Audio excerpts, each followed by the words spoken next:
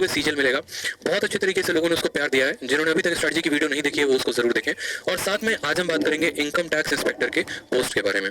Salary क्या है, power कितनी है, बंदूक मिलेगा नहीं मिलेगा, जो बातें आप लोगों की होती हैं, यूनिफॉर्म होगा नहीं होगा, कहाँ पर पोस्टिंग होगी, कितने टाइम तक पोस्टिंग होगी, इसके प्रमोशन के एस्पेक्ट क्या क्या है, क्या आप यूपीएससी कैडर में आ सकते हैं नहीं आ सकते हैं, हर वो बात को। तो उसके पहले मैं चाहूंगा कि आप इस वीडियो को ज्यादा से ज्यादा लोगों तक शेयर कर दें अपनी ईमानदारी से। इसलिए शेयर कर दें ताकि जितने भी बच्चे हैं जो वंचित हैं, जो इसके बारे में नहीं जानते हैं, वो इसके बारे में जाने, उनके मन में एक छोटी सी अलग पैदा हो, ठीक है, कि वो जो है एक तरीके से तैयारी कर सके। हर कोई जो है इस समय बीमार है, परेशान है, दुखी है, लेकिन एक छोटा सा कोई ऐसा वीडियो मेरा उनके पास पहुंच जाए जिसकी वजह से उनके जीवन में एक माध्यम मिले, मोटिवेशन मिले और वो अपने लाइफ में तैयारी करके आगे बढ़े।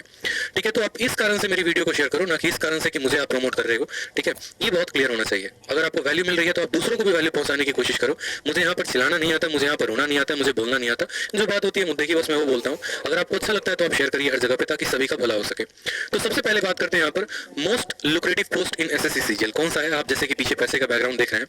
इनकम टैक्स सुनते ही हमारे मन में जो है स्पेशल इस तरीके से पूरी भावनात्मक चित्र बन जाती है कि भैया इनकम टैक्स है यानी पैसा होगा। ठीक है, इनकम टैक्स यानी क्या हो गया, पैसा हो गया। स्पेशली अगर हम बात करें यहाँ पर बिहार में और यूपी में, तो बिहार और यूपी में यही आइडियोलॉजी होती है। अगर आप किसी को बोलेंगे कि हम विदेश मंत्रालय यानी एमईए में है, तो आपकी शायद बात को उस तरीके से ना समझ पाए।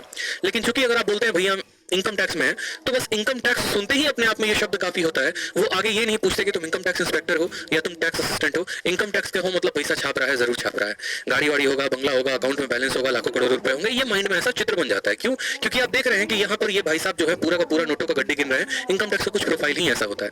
एक एक बात को हम समझेंगे इस स्लाइड के माध्यम से। जैसे सबसे पहले बात, इनकम टैक्स है क्या।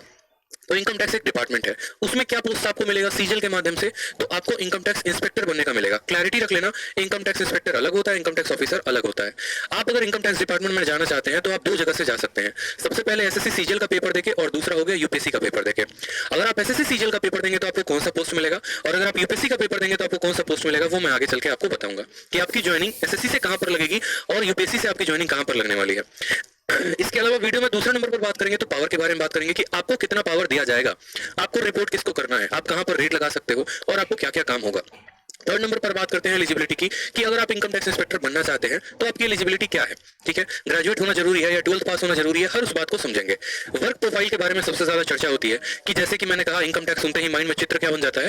माइंड में चित्र ये बन जाता है कि अरे भैया ठीक है, इनकम टैक्स का होगा मतलब पैसा पैसा पैसा, रेड मारना है। लेकिन सारे काम रेड मारने वाले नहीं होते हैं। ठीक है, बहुत ऐसे काम होते हैं जो इनकम टैक्स डिपार्टमेंट में अलग तरीके से भी करना होता है, वो हम यहाँ के वर्क प्रोफाइल में भी समझेंगे। उसके अलावा बात करते हैं ट्रेनिंग की, और जो लास्ट है सबसे इंपॉर्टेंट है वो सैलरी। सभी पॉइंट्स के बारे में जानेंगे। तो सबसे पहले जान लीजिए कि अगर आपको इनकम टैक्स डिपार्टमेंट में जाना है, देश की सेवा करनी है, तो आप इन दो दिए गए परीक्षाओं से जा सकते हैं। जैसे इसमें सबसे पहला आता है एसएससी सीजीएल। मैं एसएससी की बात नहीं कर रहा, एसएससी सीजीएल की बात कर रहा हूँ। यानी जो बच्चे जो ग्रेजुएट हैं, कंबाइंड ग्रेजुएट लेवल पर हैं, वो एसएससी सीजीएल के पेपर को निकालकर इनकम टैक्स डिपार्टमेंट में चयनित हो सकते हैं। और दूसरा हो गया हमारा यूपीएससी। यूपीएससी के बारे में आप बखूबी वाकिफ है, पेपर क्या होता है, साल में एक बार होता है। ठीक है, डिटेल में कभी यूपीएससी के बारे में भी चर्चा कर लेंगे। अब एसएससी सीजीएल के माध्यम से अगर किसी भाई को मेरे जाना है और इनकम टैक्स में सिलेक्शन लेना है, ठीक है, तो उसको क्या करना पड़ेगा, उसको ये 4 पेपर्स क्वालिफाई करने पड़ेंगे। अपने माइंड में एक बात को डाल लो, अगर मानो कि 70,000 रुपए की तनख्वाह वाली नौकरी चाहिए, तो ऐसे नहीं है कि गए और जाकर उठा लिया। थोड़ी मेहनत करनी पड़ती है, और मुझे लगता है थोड़ी नहीं, बहुत ज्यादा मेहनत करनी पड़ती है, बहुत मशक्कत करना पड़ता है। सीजीएल में अगर सबसे ज्यादा कट ऑफ वाला कोई पोस्ट है तो वो है इनकम टैक्स इंस्पेक्टर। आप किसी भी साल का हिस्ट्री उठा के देख लो, 2013, 2014, 2015, 16, 17, 18, सबसे ज्यादा अगर किसी की कट ऑफ जाती है तो इनकम टैक्स इंस्पेक्टर की ही जाती है।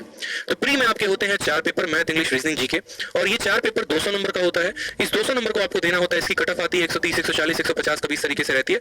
उसके बाद आपको यहाँ पर क्वालिफाई करके मेंस देना होता है।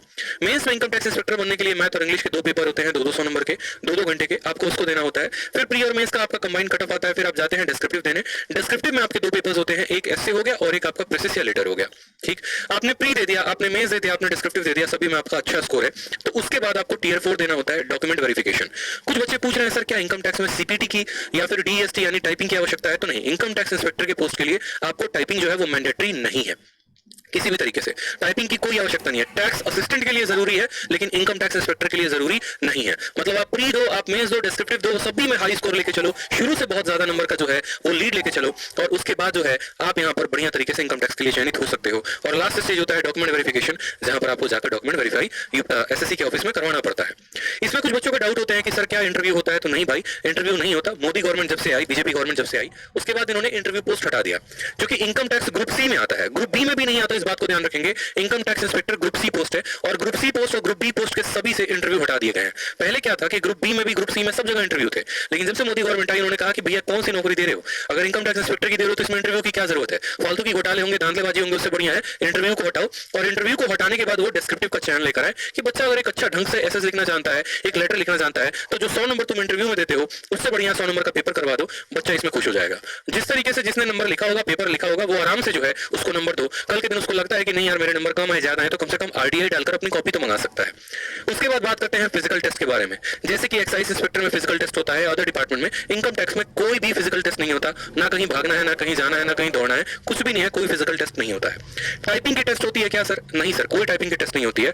सीएसएस का पोस्ट है उसमें टाइपिंग चाहिए होता है, विदेश मंत्रालय के पोस्ट के लिए टाइपिंग चाहिए होता है, लेकिन इनकम टैक्स इंस्पेक्टर बनने के लिए कोई भी टाइपिंग नहीं चाहिए होती। मतलब आपको सभी चीजों से मुक्ति है, बस काम इतना करना है कि हर पेपर में उच्चतम स्कोर लेके चलना है ताकि आप चयनित हो पाए।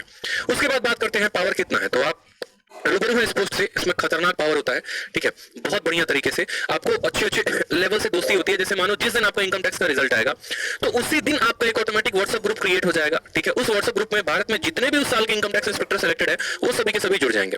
कोई कोलकाता में किसी की पोस्टिंग होगी, किसी की मुंबई में होगी, किसी की कहीं और पर, किसी अलग अलग देशों में होगा। एक तरीके से चंद पल भर के पहले, रिजल्ट आने के पहले आपके कोई दोस्त नहीं थे और रिजल्ट आने के बाद पूरे इंडिया में सभी इनकम टैक्स इंस्पेक्टर जो है वो आपके फ्रेंड हो जाएंगे। जब आप डिपार्टमेंट में काम करना शुरू करेंगे तो आप सीधा रिपोर्ट करते हैं कमिश्नर को।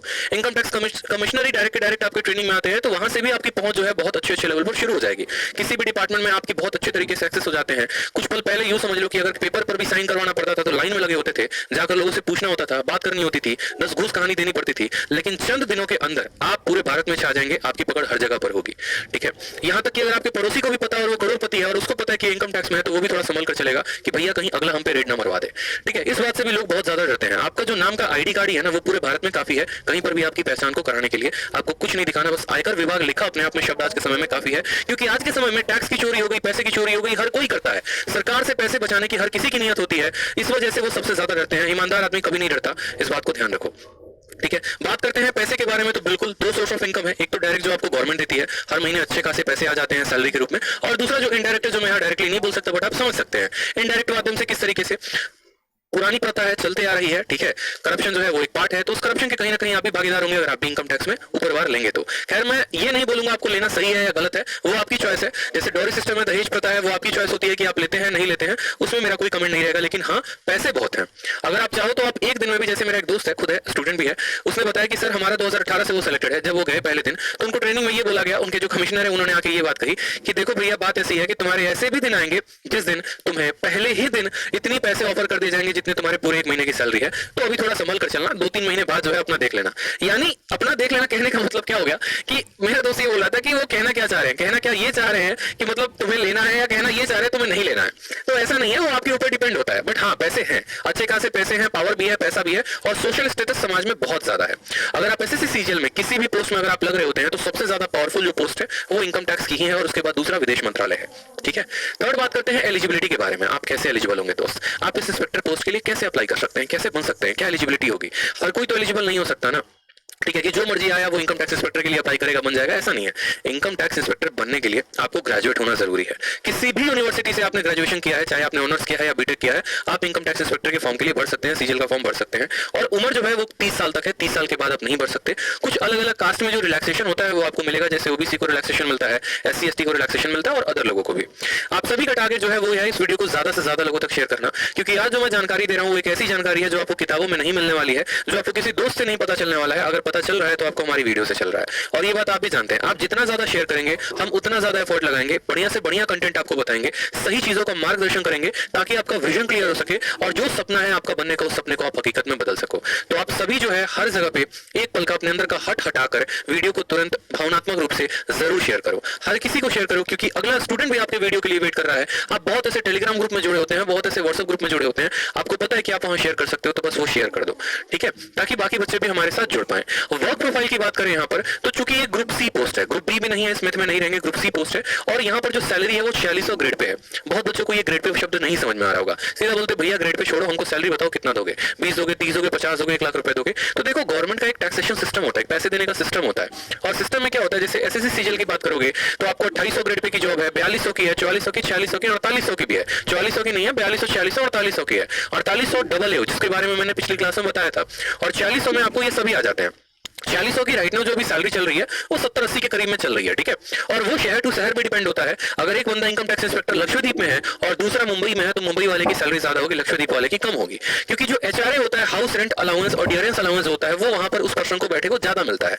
8%, 16%, 24% होता है, जो जितने महंगे शहर में उसकी सैलरी उतनी ज्यादा होती है महंगाई के कारण, ठीक है। बात करते हैं यहाँ पर काम करने के बारे में, तो इनको काम क्या करना होता है, दो तरह के काम होते हैं, एक होता है असेसमेंट, दूसरा होता है नॉन असेसमेंट। असेसमेंट अगर बात करेंगे तो जैसे ये सभी के इनकम टैक्स के रिकॉर्ड को वेरीफाई करते हैं कि भैया फलाने आदमी ने कितना भरा, फलाने आदमी ने कितना भरा, कितने कितने सैलरी इन लोगों ने भरी है, ठीक है, और कितना कितना टैक्स गवर्नमेंट को इन्होंने दिया है। इस वजह से अभी आप देख रहे होंगे कि आपके पैन कार्ड को आपके बैंक अकाउंट से लिंक किया जा रहा है, इस वजह से, ताकि गवर्नमेंट ये ट्रैक कर पाए कि आपका अकाउंट जो है, आपका पैन कार्ड कितने अकाउंट से लिंक है, आप कितना कितना पैसा किस किस अकाउंट में रखे हुए हो, आप सरकार को दे रहे हो इनकम टैक्स के रूप में पैसा या नहीं दे रहे हो। तो इन चीजों का जो वेरिफिकेशन होता है वो इनकम टैक्स डिपार्टमेंट करती है।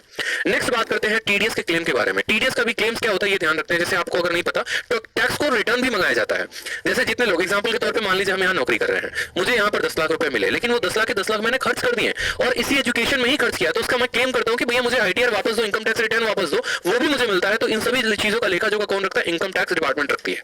नेक्स्ट यहाँ पर आ गया रिफंड ऑफ कंपनी, जो कि मैंने आपको बात की कि कंपनी को रिटर्न भी देना होता है। बहुत बच्चों को यही पता होता है कि यार सरकार तो सिर्फ हमसे टैक्स ही लेती है, ऐसा नहीं है। अगर मानिए कि मैंने महीने के 10 लाख रुपए कमाए और 10 लाख के 10 लाख मैंने लोगों को तनख्वाह देने के रूप में दे दिया, कि जैसे मानो 1 लाख रुपए मैंने किराया दे दिया, 1.5 लाख रुपए मैंने वर्कर्स की सैलरी दे दी, बाकी चीजों को मैंने बच्चों को बुक बांट दिया, तो क्या होगा कि जो मेरा टैक्स लग रहा है वो मुझे वापस मिल जाएगा। जो 60-70 हजार रुपए मेरे टैक्स में आएंगे वो वापस आ जाते हैं, उसके लिए मुझे आईटीआर भरना पड़ता है। तो ये सभी चीजों का भी लेखा जोखा कौन रखता है, इनकम टैक्स रखती है। इसके अलावा इंडिविजुअल लोगों पर भी जो नजर है वो हमारे इनकम टैक्स डिपार्टमेंट का काम होता है असेसमेंट के रूप में, ठीक है भाई। सभी वीडियो शेयर कर दो, मैं बार बार बता रहा हूं, अगर आप लोग को अच्छा कंटेंट चाहिए, वाकई में शब्द मेरे ज्यादा बड़े नहीं होंगे, मुझे ज्यादा चिल्लाना नहीं आता है, ज्यादा मुझे बात करनी नहीं आती है, लेकिन आप लोग को कंटेंट देना जो रेलिवेंट एप्रोप्रिएट होगा, जो जेन्युइन गाइडेंस होगी एक बड़े भाई की तरह, वो मैं जरूर करूंगा। तो हर जगह पर वीडियो शेयर कर दो, ठीक है। पोस्ट डिटेल खत्म होने के पहले 1000 लाइव चाहिए दोस्त।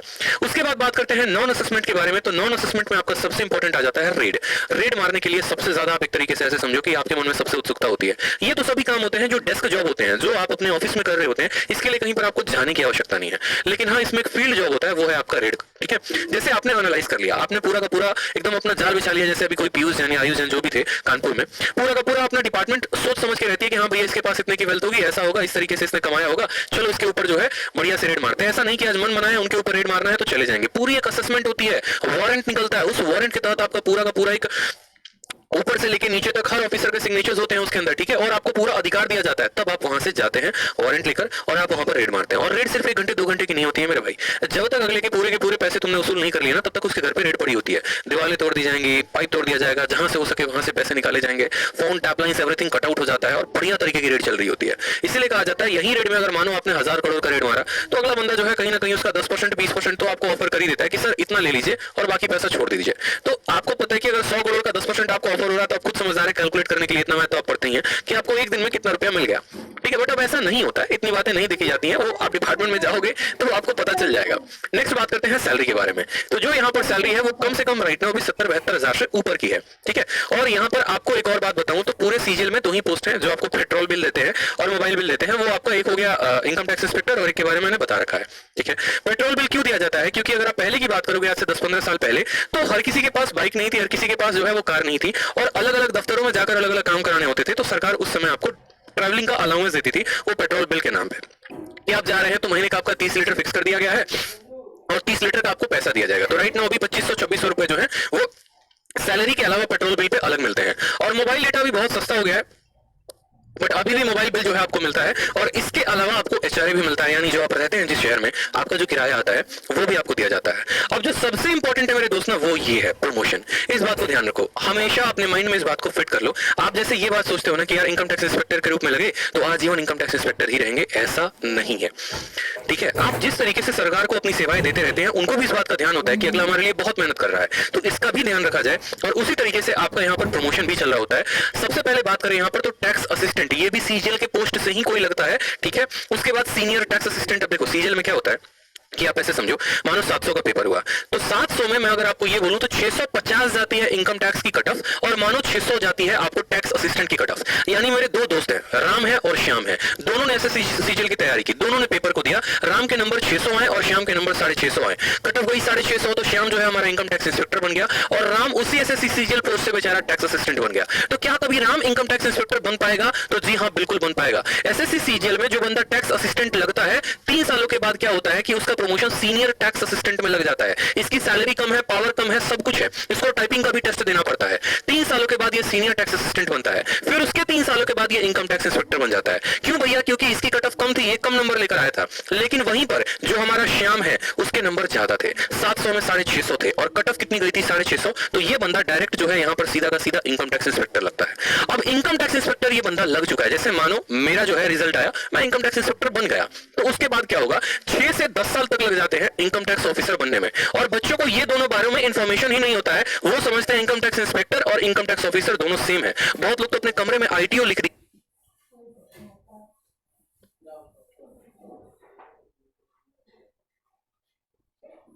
तो जैसा कि मैंने कहा आपको यहाँ पर जो छोटी सी डिफरेंस है वो बताई मैंने आपको यहाँ पर कि भैया देखो, सीनियर टैक्स असिस्टेंट के बाद इनकम टैक्स इंस्पेक्टर बनते हो और इनकम टैक्स इंस्पेक्टर के बाद जो है आप इनकम टैक्स ऑफिसर बन सकते हो, ठीक है। जैसे कि मैंने कहा आपको कि इनकम टैक्स डिपार्टमेंट में आप 2 माध्यमों से लगते हो, एक हो जाता है आपका एसएससी सीजीएल के माध्यम से और दूसरा होता है यूपीएससी के माध्यम से। तो एसएससी सीजीएल क्वालिफाई करके आप इनकम टैक्स इंस्पेक्टर बनते हैं और यूपीएससी क्वालिफाई करके आप assistant commissioner of income tax यानी एसीआईटी बनते हैं, ठीक है। तो आप यहां से लेकर यहां तक, आपको अगर मानो कि आज आप यूपीएससी का पेपर देते हो, आपका नहीं निकलता है तो भी कोई दिक्कत की बात नहीं है। आप 10 से 12 साल के अंदर यहाँ पर कम से कम 12 से 14 साल के अंदर आपका प्रमोशन होकर यूपीएससी चले आओगे। फिर डिप्यूटी कमिश्नर के बाद आप ज्वाइंट कमिश्नर बनते हो और ज्वाइंट कमिश्नर के बाद आप एडिशनल कमिश्नर बनते हो। लास्ट प्रमोशन तक जाते जाते बहुत ऐसे कम लोग होते हैं जो एडिशनल कमिश्नर बन पाते हैं। ये वही बन पाएंगे जिन्होंने 20 या 21 साल की उम्र में ज्वाइन किया हुआ है, ठीक है। बाकी यहाँ पर जनरली पोस्ट जो है ज्यादातर ज्वाइंट कमिश्नर तक जाते हैं अगर उनकी प्रमोशन बहुत तेज होते हैं, डिपार्टमेंटल एग्जाम दे रहे होते हैं। तो इस तरीके से तो ये थे आपके प्रमोशन, ये था पूरा का पूरा कंप्लीट प्रोसीजर इनकम टैक्स बनने का। मुझे लगता है कि मैंने आपको कंप्लीट जानकारी दी है कि इनकम टैक्स इंस्पेक्टर बनते कैसे हैं, क्या क्या प्रोसेस होते हैं। डेली के सीरीज में ऐसा क्यों करता हूं मैं कि आपको मैं पोस्ट के बारे में बता रहा हूं, क्या मैं इस वीडियो को अलग से शूट नहीं कर सकता? बिल्कुल, इस वीडियो को मैं अलग से शूट करूंगा तो मेरा ही ज्यादा फायदा है, क्योंकि ऐसे वीडियोस बहुत ज्यादा व्यूज गेन करते हैं। अगर मैं अलग से वीडियो बना के डालूंगा तो चंद दिनों के अंदर ये 1 लाख, 1.5 लाख, 2 लाख, 5 लाख व्यूज में होंगे, लेकिन वो उतना फायदेमंद साबित नहीं होंगे। कहते हैं ना कि अगर किसी भी चीज को काटना है तो चाकू को धार लगाओ पहले, तो शायद अच्छे से। जैसे एक लकड़े वाली कहानी आपने सुनी होगी कि पहले पेड़ काटने के पहले 2 लकड़े थे, एक जो है जाएगा पेड़ काटेगा, सिर्फ और सिर्फ पेड़ काटेगा, और दूसरा होगा कि आधा घंटा अपने कुल्हाड़ी पे जो है धार लगाएगा, फिर पेड़ काटेगा, फिर धार लगाएगा, फिर पेड़ काटेगा, और वो ज्यादा पेड़ काट पाएगा कम समय में। यही कहानी है। हम डेली के क्लासेस को पढ़ते हैं सर, ठीक है, बहुत अच्छी बात है, लेकिन डेली हमारे लाइफ में खुद इतनी घटना हो रही होती है, हम बहुत ज्यादा नेगेटिव हो चुके होते हैं, हमारा पढ़ाई में उस तरीके से मन नहीं लग रहा होता है। तो मेरा मानना ये है कि कुछ ऐसी बात हमें पता चल जाए जो हमारे एक तरीके से जो है सबसे ज्यादा पढ़ाई में मदद कर सके, वो हम काम को करें। जैसे मानो यहाँ पर एक ऐसा जैसे पोस्ट का डिटेल हो गया जो आपको मोटिवेटेड रखेगा थ्रू आउट द डे। आप इंग्लिश पढ़े हो तो मोटिवेटेड हो गए, आप मैथ्स पढ़े हो सर रीजन तो पता हो सर आप क्यों पढ़ रहे हैं, तो ये एक वो रीजन है, वो असलियत रीजन है। आज बहुतों के दिल में ये बात मैं आपसे गारंटी कह रहा हूँ, बहुतों ने आज फिक्स कर लिया होगा बनना है तो इनकम टैक्स इंस्पेक्टर ही बनेंगे, जहां पावर ज्यादा, सोशल स्टेटस ज्यादा, पैसा ज्यादा, और ये काम ये आपको सेशन से बेनिफिट मिलता है। आप तय करते हैं रोज, आप नए पोस्ट के बारे में जानते हैं, आप उनकी खूबियां जानते हैं, आपको पता होता है कि यार एसएससी सीजीएल निकाल रहा हूं तो फायदे क्या क्या हैं, क्या बन सकता हूं, क्या नहीं बन सकता हूं, और ये बहुत ज्यादा जरूरी है। रोज के सेशन में 10-15 मिनट इसके ऊपर चर्चा होनी चाहिए कि पढ़ रहे हैं तो क्यों पढ़ रहे हैं, क्या बनना है, और ये बहुत महत्वपूर्ण है। इसलिए मैं कहता हूं इस वीडियो को ज्यादा से ज्यादा लोगों तक शेयर करो। इसके अलावा हमेशा मेरी इस बात को ध्यान रखना, हमेशा, क्योंकि मैंने